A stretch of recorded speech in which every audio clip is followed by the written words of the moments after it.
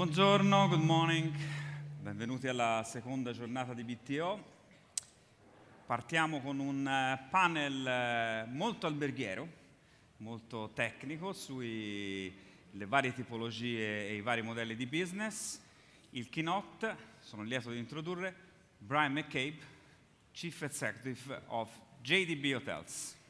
Brian.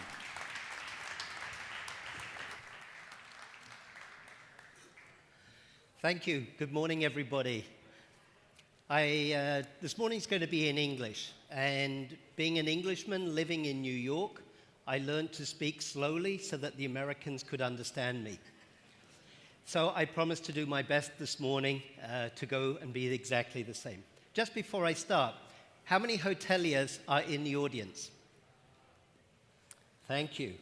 How many of you are part of a chain, a soft brand, a franchise? And how many of you go alone? Wonderful. Out there today, there's a world of possibilities.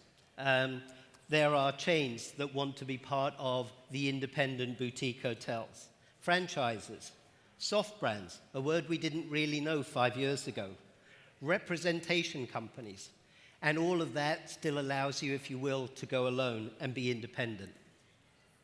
The thoughts this morning, as Giancarlo talked and set the stage for this, is why, how, and how. How do you choose a partner? And it is a partnership.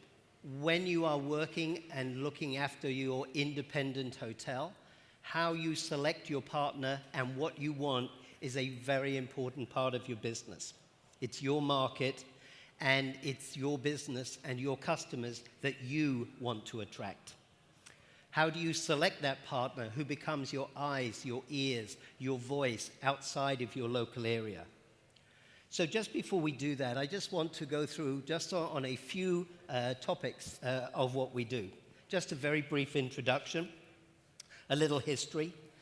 We'd like to define the challenge, discuss our options, talk about identify what are the results that are possible, who our customers are, and finally, what does value and success look like? So if I may, just before we start, my company has been involved and engaged in representing hotels in Italy for over 35 years. We're a very small boutique company based in New York with a staff of 20 people. We represent 80 hotels here in Italy. We're engaged in a business-to-business model, i.e. we sell to travel agents who sell to their guests. We pride ourselves on those relationships with our hotels and with our agency customers, and through them, your customers. We connect all of that using technology, using a reservation network, using all the modern parts of CRM that people use today to engage with customers. I would suggest that Italy has never been alone in terms of global travel. In the 5th century, when Rome was developing Christianity, or became the center of Christianity, religious pilgrimages were taking place from around Europe who were coming to Rome. That migration of tourism continued. In the 16th century, the great cities of Genoa, of Pisa, of Venice were attracting business customers. They arrived by boat. They needed accommodation. They needed trading partners. The 18th century saw the grand tours develop. The aristocrats of Europe who wanted to learn more, who wanted to understand travel, they were coming to Italy. That created many of the city center hotels. In the 19th century, the railways arrived, and God forbid we opened it up to the middle class. And those people wanted to go to beaches, wanted to go to places where they could go and enjoy hospitality. Many of you will know, and as a foreigner here, Dolce Vita in the 1960s, which talked about the good life in Italy. That boosted tourism even more. And following that, the explosion of skiing. So we now had the port cities, the key cities, the beach areas, the mountain areas, all being developed into hotels and hospitality. In the 70s and 80s, tourism exploded. Global travel took place, and for the first time, Italy saw competition People didn't need to just come here from Europe. The world was their oyster in terms of travel. So now we had over 1,500 years the development of product and of competition that was taking place. In today's market, 50 million people arrive a year coming to Italy spending $200 billion of money that they spend in hospitality, tourism, and food and drink.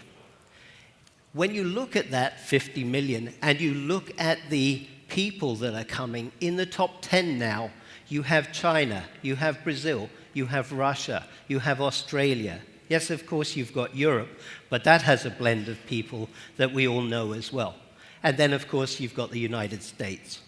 So we live in a global world. Italy has always been in a global world. It's just continuing, and it's growing at a faster pace. So what is our challenge today as we go forward? How do you break through the noise, the clutter that exists in today's marketplace? We are bombarded every day with emails soliciting a product. I was listening to Glenn Fogel yesterday from Priceline talking about how many inquiries he got in a given week for people with a business proposition for him. Your job is to own, build, and develop your own hotels. But you're bombarded every day with the newest technology. How will it work? What will it look like? And by the way, it costs you some money. So how do we, in today's age, engage in that global marketplace? Are you aware of all the forms of distribution that do exist today? It's almost bewildering. The cost of distribution. Going back 20 years ago, we all understood distribution was paying an agency 10% and you built a market. Today, distribution probably costs 30% and above because you've got so many areas of technology in there. And how do you get value for that? Competition comes from multiple sources. And how do we control all of those costs so that if you, like me as a small company, think about every day of how do we grow our business? What does it look like? And when will that day happen when we ever make a profit? Those would be nice times. The piece for that has always struck me as words that I think that apply to our industry is we need to act locally, but we need to think globally. We need to understand what is our point of difference. We need to be laser focused on our customer and service. Those are key today. Our customers today aren't just driven by collecting trophies. They don't just want anymore to say, I went to Florence, I went to Rome, I went to Venice. They want to come here and they want to have an experience. That's the key market in our customer that we want to work with today. It's just different, but change is accelerating extremely fast. So now to come back to the topic and say, well, what are our options today? What do those look like? How do I make those choices? Today, we've seen the chains, the large ones, the Hiltons, the Marriotts, etc., wanting to be engaged in the small boutique hotel market. They think there's value there. They think there's value. Just recently, Starwood acquired a small brand in Germany, and they didn't buy it because of the hotels or technology. They bought it because they wanted another product to give to their SPG group, i.e. their frequent travelers. And they saw that as a way of doing it. So Hilton have created Curio, Marriott created Autograph, Intercontinental created Alliance, Choice created Ascend. All of those are there. But my contention is that actually your product becomes their product, your hotel becomes their product, and the fees become part of them and part of them as a customer. And for the smaller boutique hotel, it may be a very expensive way with no easy exit strategy if you get it wrong. In the franchise market, I have two colleagues here today from Accor and from Best Western who know far more about that market than I do. But they provide excellent access to marketing, to sales, along with global reservations. Again, with small properties, I would suggest you ensure that you look at those as very valuable opportunities. But understand again, how do you measure the length of the contract and how are you negotiating what success looks like on a local and on a global basis. Soft brands, they've been in the market for years. Relais Chateau celebrated their 60th birthday this year. And in today's jargon, Relais Chateau's a soft brand. Leading hotels, been around very similar, actually have been around longer than them. The Preferred hotels. Interestingly, Preferred have just announced they're going to subdivide with 5 additional brands. So what was a really well-known household name is now going to become a derivative with 5 different brands. And I would argue with some of those, these companies had very successfully built almost the household seal of approval, that if you bought through Leading or Small or Preferred and it was a sticker on your window, people understood that and respected it. Representation, which is kind of that 4th area to have a look at, in many cases, I would almost argue, are soft brands. JDB, as an example, has been in Italy more than 35 years. We have 80 hotels in our collection. We have our own niche online distribution and reservation service, and we pride ourselves, as I said, on personal relationships. There's many companies like this who offer varying degrees of service, but without necessarily that fixed long-term contract that may be of value to you. So how do we define what is a soft brand? Well, from an external point of view, we look at it and say it's a collection offering services such as representation, marketing, sales, reservation, while allowing hotels to maintain their own independence. From a hotelier point of view, changes around. I can maintain my independence and point of difference and yet have access to global marketplaces, distribution systems, and at the same time be nimble about finding new markets and new revenue opportunities. So the engagement still is long-term in its thought process. It's decided locally, but it needs to be enacted globally. And I think that if you look at a very subtle difference between how externally we think of soft brands and yet the value that hoteliers tell me they want out of, I won't call it a soft brand, but that collection, that becomes a key part of what they do. So how do any of these provide value for you in today's market? The difference, as we've talked about, between the leading hotels, 80 years old, Relais Chateau, 60 years old, Preferred. They've moved a little bit further forward into the reward and loyalty program. And I would suggest that that's a consideration for smaller hotels today, is where is the value of that? But the results that I believe that you're looking for is, number one, is global connectivity, its exposure, its introductions, its representation, its marketing. At the same time, it is the understanding and knowledge of who your customer is, which is absolutely what sets the small boutique hotel apart from the larger big boxes that exist. At the same time, there are, how do you achieve a lower fixed cost? So as you're looking at these systems and you're looking at how it fits into your distribution, not only is it about increased revenue, it's decreasing cost. And that's an important part for any small business today. So we want to be able to engage with a partner, in my opinion, that while you understand what they do and that they have fixed costs, there is also a risk and reward. So the more you do, the more you provide, the higher the reward is. And that, I think, is a key part of that. I would always argue that soft brands are closer to the customer. On a day-to-day basis, that soft brand knows who the target audience is, they know who the customer is, and I would suggest that that soft brand shares that customer always with you. And I believe that that does happen, that you, the hotelier, for a soft brand to give the best value to their customer, whether that's an agent or an agent's customer or the customer direct, you need to know who that customer is. So the benefit always needs to be knowledge of who your customer is.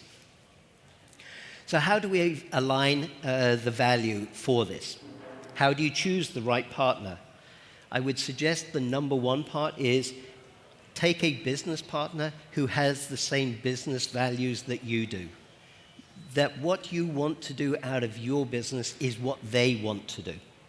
You need to understand each other's strengths and weaknesses.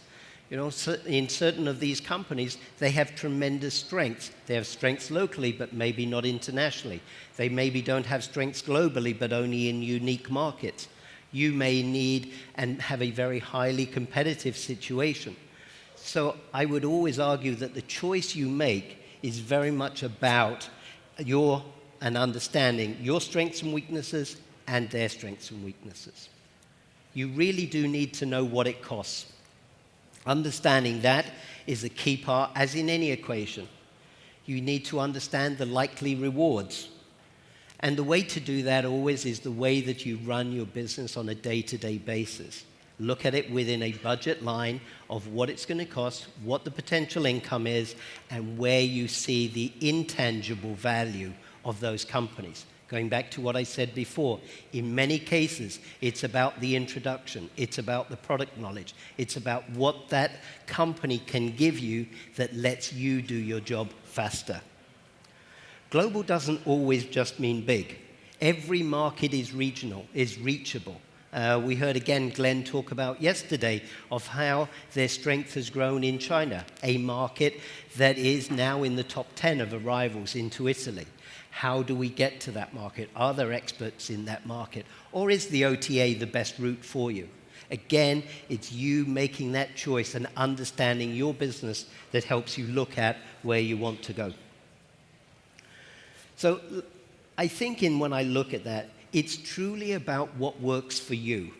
What works for you, your individual product, where it's located, what your competitive environment is. But I do have, of course, a few caveats to go with that.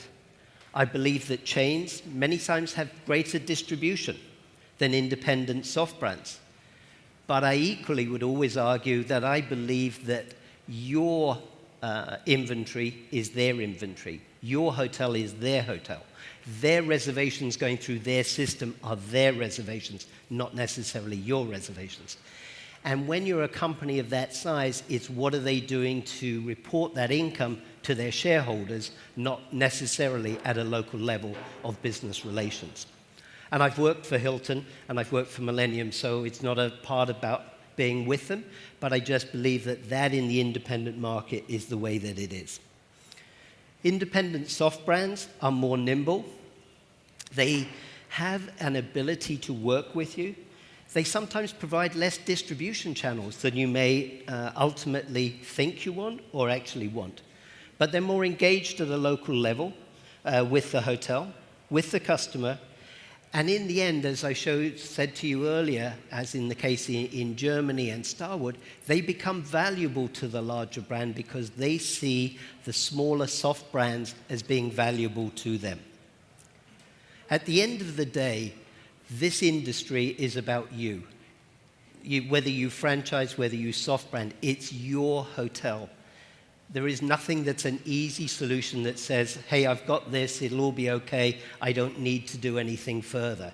This is a way in which we can just look at this and be able to support you doing your job easier. So, what do you need? You need to make sure that your product remains unique. You need to know who your customer is, what they're looking for, and what's the best way to go and get them.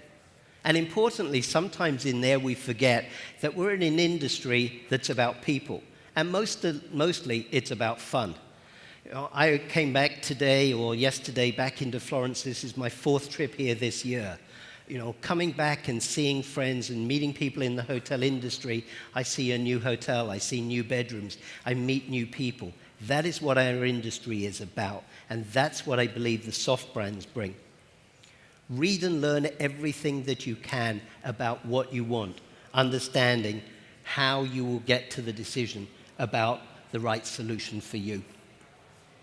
Most of all, and in conclusion, life is always going to change. What you believe today is not what you're going to believe tomorrow. and what the products are today is only a stepping stone to where they're going to go tomorrow. So life is always going to change. The one thing I would suggest, going solo in today's age, unless you have the most unique location, the most unique product, solo really is not an option. So as you will gather by what I'm saying, I believe that looking at soft brands, and I don't think there's a hard definition of those, from working with the franchise companies to the representation companies, is the way to go. Thank you. Thank you very much, Brian. If you'd like to take a seat here. And now, ladies and gentlemen, I'd like to introduce our talkbackers. From Best Western, please welcome Giovanna Manzi. And from Accor Hotels, Mr. Renzo Iorio.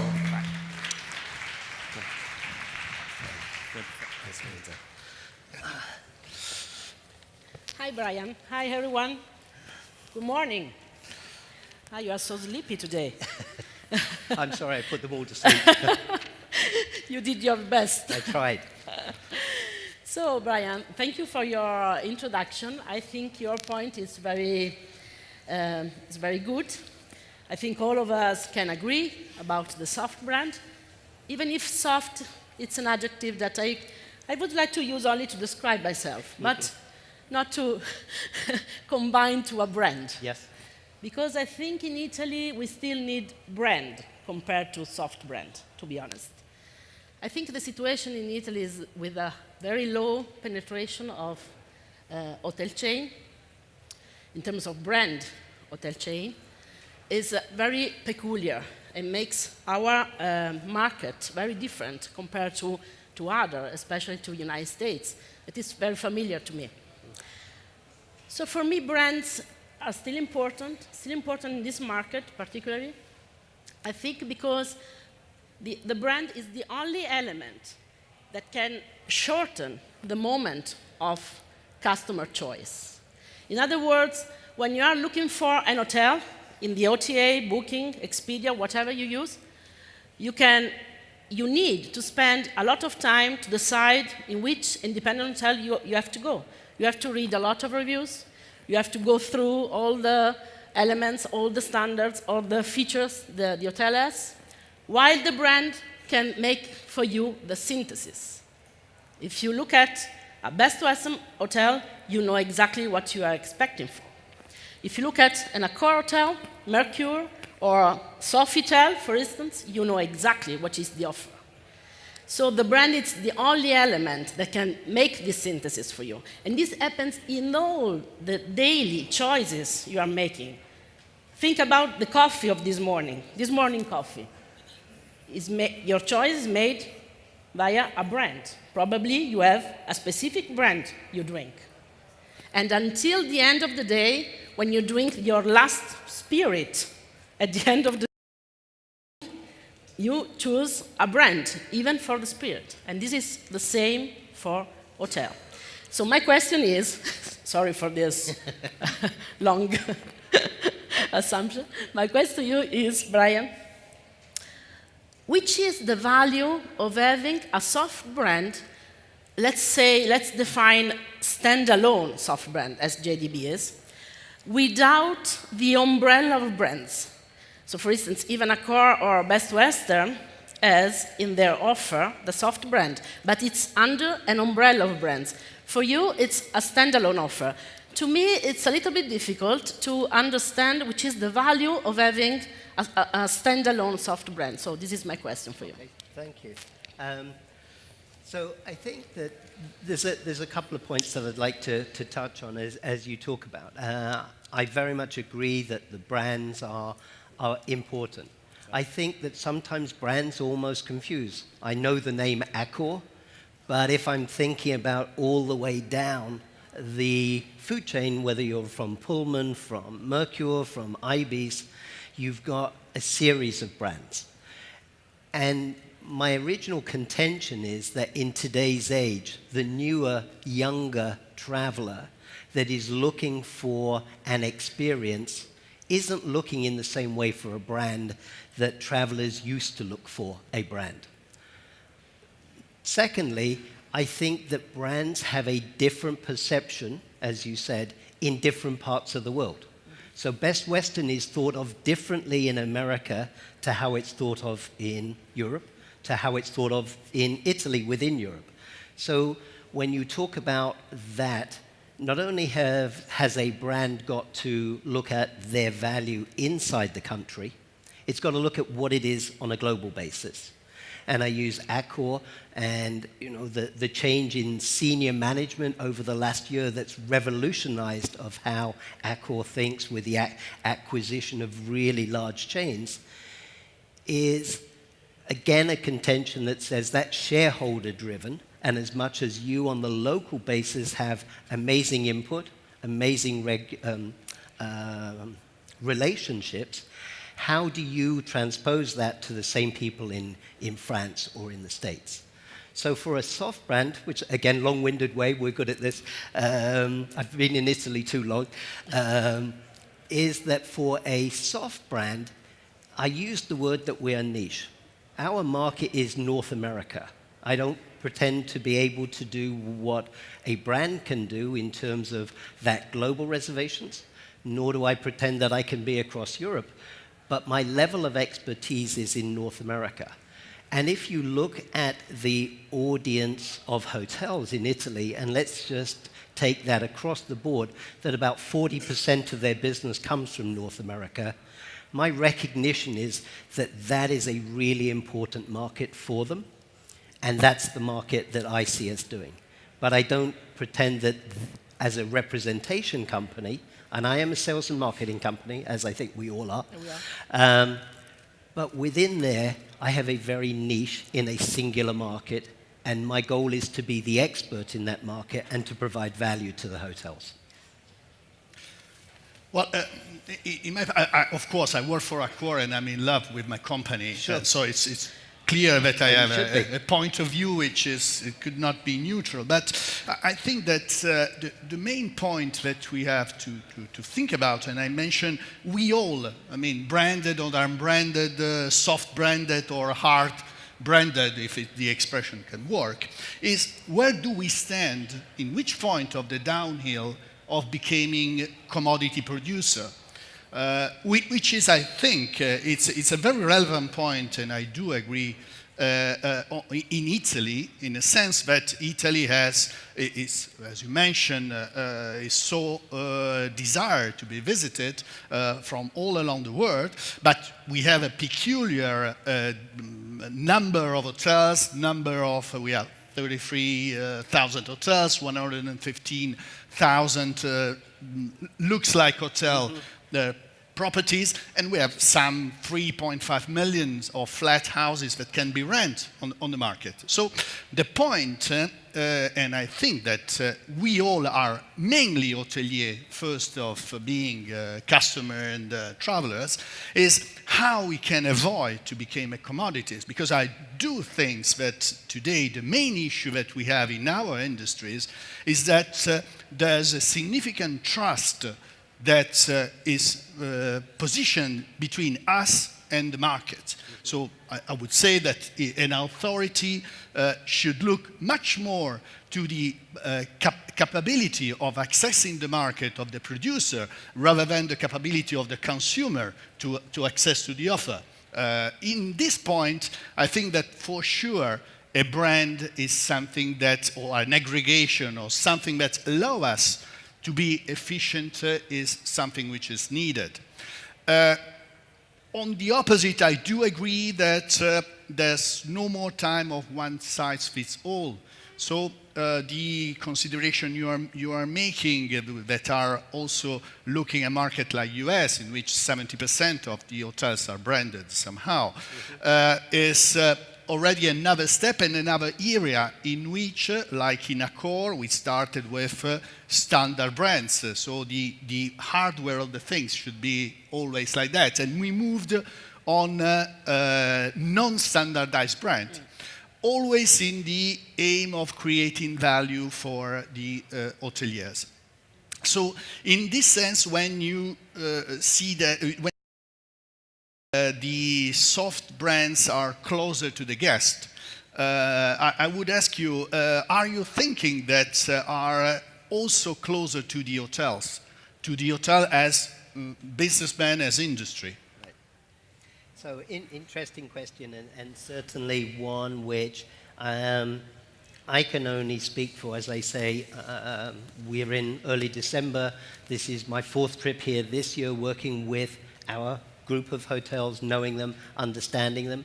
All of them have also traveled to the States, so I talked about the pieces before of introductions to the market, engagement with them, where you spend a week with these people to be able to help them understand the marketplace that they've determined is part of their business plan. I think the caveat that I come at the very top of the hotels that I know and that I understand within Italy particularly, and your point is valid.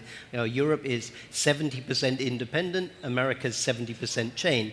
But when Americans leave the US, their choice is 70% independent. Now, how do you get that spend? And I think the piece that I look at is always I look at that quality traveler who wants to stay in a 4- and 5-star hotel, wants a unique experience, and wants to come back not just, as I said, to collect a trophy that they've been to Venice or they've been to Florence. They want to come, they want to experience what's here.